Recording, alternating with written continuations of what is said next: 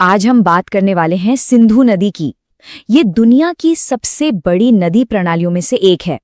सिर्फ एक नदी नहीं, बल्कि जीवन का एक ऐसा स्रोत जो एक बहुत बड़ी जियोपॉलिटिकल कहानी के बिल्कुल सेंटर में है।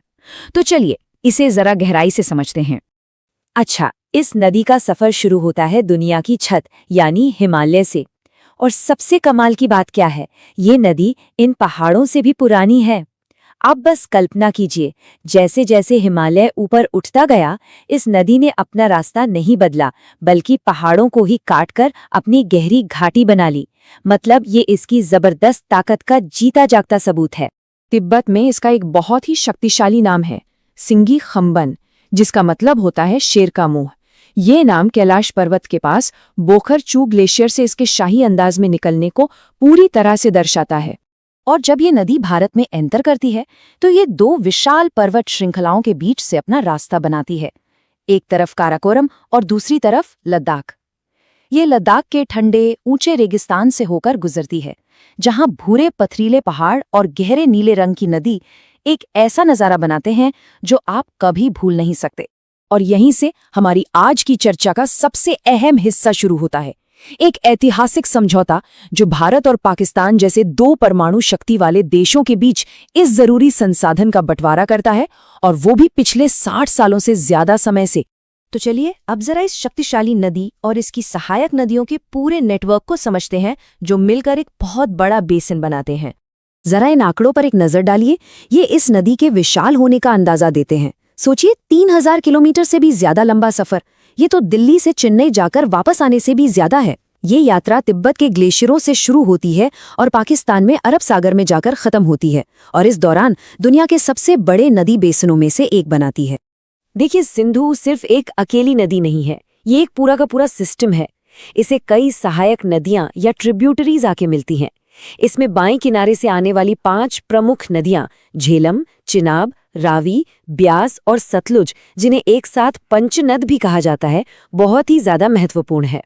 तो बात है 1947 की, जब ब्रिटिश भारत का बंटवारा हुआ, तो जो नई बॉर्डर लाइन खींची गई वो सीधे सिंधु बेसिन के बीच से होकर गुजरी। इसी वजह से पानी के बंटवारे के लिए एक समझौते की तुरंत जरूरत आन पड़ी। ये टाइमलाइन दिखाती है कि ये समझौता कितना जरूरी था। हुआ ये कि बंटवारे ने एक बहुत बड़ी पहेली खड़ी कर दी थी। नदियां निकलती भारत से थीं, लेकिन उन पर निर्भर खेती वाला बड़ा इलाका पाकिस्तान में चला गया था। जब सालों तक कोई हल नहीं निकला, तो वर्ल्ड बैंक को बीच में आना पड़ा, और फिर 9 साल की लंबी बातचीत के बाद जाकर ये ऐतिहासिक समझौता हो पाया। ये पॉइंट सबसे ज्यादा क्रूशियल है।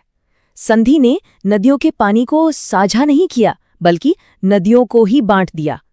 3 पश्चिमी नदियां सिंधु, झेलम और चिनाब का कंट्रोल पाकिस्तान को दिया गया, जबकि 3 पूर्वी नदियां सतलुज, ब्यास और रावी का कंट्रोल भारत को मिला। ये चार्ट कहानी को और भी साफ कर देता है। आप देख सकते हैं पानी का बंटवारा कैसा हुआ। कुल पानी का लगभग 80% हिस्सा पाकिस्तान को मिला, जबकि भारत के हिस्से में आया लगभग 20%।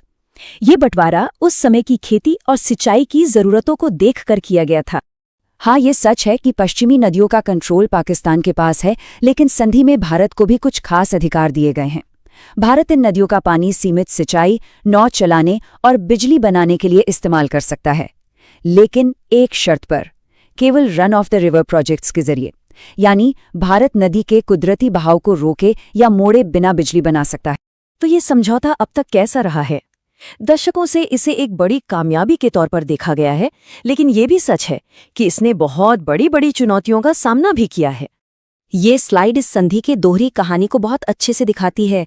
एक तरफ तो ये दुनिया के सबसे सफल जल बंटवारा समझौतों में से एक है, जो दोनों देशों के बीच कई युद्ध होने के बाद भी नहीं टूटी। तो वहीं दूसरी तरफ भारत की बढ़ती ऊर्जा जरूरतों के कारण जो हाइड्रोइलेक्ट्रिक प्रोजेक्ट्स बने हैं, उन पर लगातार विवाद होते रहे हैं। इससे हाल के सालों में तनाव भी बढ़ा है और संधि पर फिर से विचार करने की मांग उठी है। तो भाई, जब भी कोई मतभेद हो तो उसे सुलझाने का कोई तरीका भी तो होना चाहिए, है ना? बस इसी के लिए संधि में ही एक व्यवस्था की गई, ये आयोग बनाया गया। यही वो पहली जगह है जहां मुद्दों को सुलझाने की कोशिश की जाती है, जो नियमित रूप से मिलते हैं और डेटा भी शेयर करते हैं।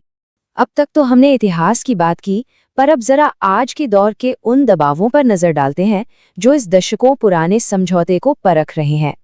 और ये हाल के सालों का सबसे बड़ा और शायद सबसे चिंताजनक डेवलपमेंट है। राष्ट्रीय सुरक्षा का हवाला देकर भारत का संधि को सस्पेंड करने का फैसला इस पूरे क्षेत्र की वाटर पॉलिटिक्स में एक बहुत बड़े बदलाव का संकेत है। इसने समझौते के भविष्य पर ही गंभीर सवाल खड़े कर दिए हैं।